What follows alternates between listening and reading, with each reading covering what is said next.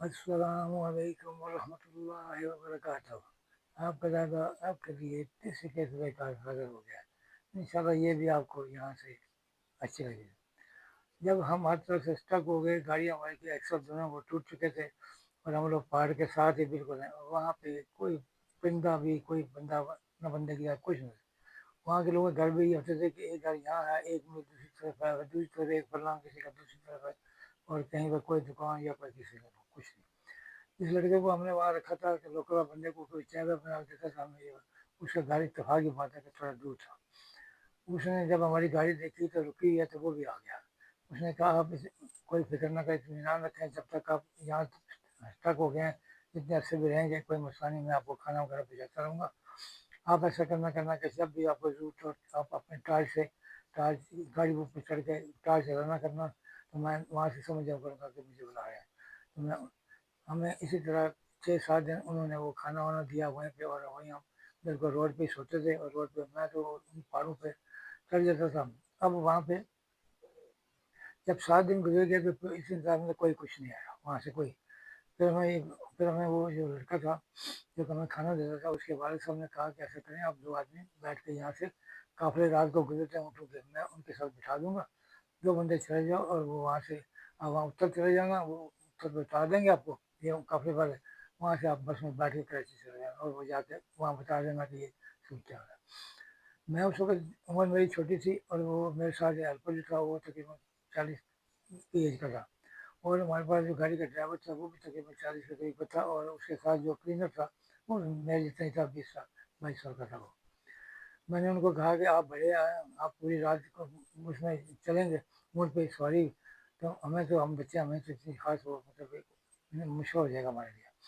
उनको हमने भेज दिया वहाँ पे, दोनों रात को जब काफ़ा गुजरा था वो दोनों मेरे जो हेल्पर था वो, और दूसरा जो गाड़ी का जो ड्राइवर था वो दोनों बैठ के मुझ पे चले गए।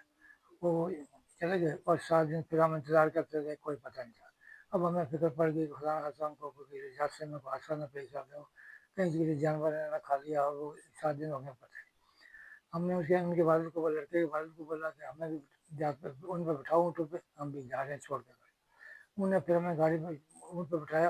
रात को काफ़िला जब गुजरा, पूरी रात ऊँट पे चलते चलते चलते दोनों हम ऊँट पे बैठ के पूरा एक दिन एक पूरी रात चले। और उसके बाद सुबह 10 बजे उन्होंने परवल डाला और वो खाना वाना उन्होंने कोई छोटी मोटी रोटी बनाई और कबाब बनाया, हमने वो खाया। इतनी देर में देखा सामने से एक आदमी वो जो एक्सल रखे हुए ऊँट पे आ रहा है, वो गाड़ी का मालिक था। हमने पहचान लिया, वो उसने मुझे फिर लेके कहा कि आपको मैं यहाँ छोड़ देता हूँ किसी के पास, वापसी में आपको ले लूँगा। मैंने कहा मैं तो सोचा भी ऐसा ना हो ये मुझे यहीं कहीं वापस ही मैं मुझे पीछे ना करे और मैं फिर और कहीं स्टक हो जाऊँ। मैंने कहा मैं आपके साथ चलता हूँ और गाड़ी की मदद करूँगा आपके काम में। हम फिर उसी ऊँट पर बैठ के पूरा काफ़ी सारा 4-5 घंटे चलने के बाद वो गाड़ी के पास पहुँचे। गाड़ी में हमने फिर एक्सीडेंट डाला और आराम आराम से गाड़ी को स्टार्ट करके वहाँ से हम निकले। और रास्ते से कहीं वहाँ खाइयाँ थी बिल्कुल नदी नाले जैसे थे, कभी ऐसा होता था कि वो टायर स्लिप करते थे, फिर हम झाड़ियाँ काट के आगे उनके डालते थे, फिर ऊपर से गुजारते थे।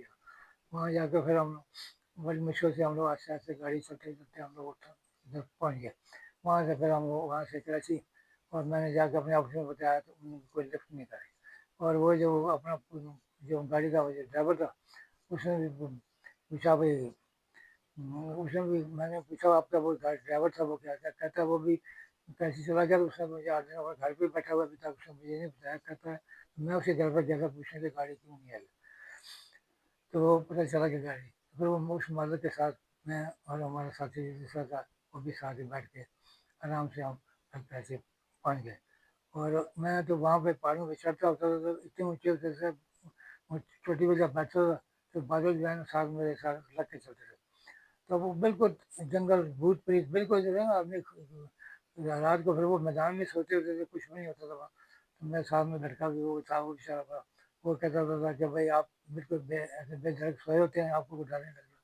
मैंने क्या डर के डरना क्या इसमें। तो अंदर से तो मैं यही दिल में ये तैयार किया हुआ था, अगर खुदा न खास्ता कोई शेर कोई चीता कोई उधर से ये पहाड़ों में से निकल के अगर कोई मुझे घसीट कर ले गया तो मैंने उसको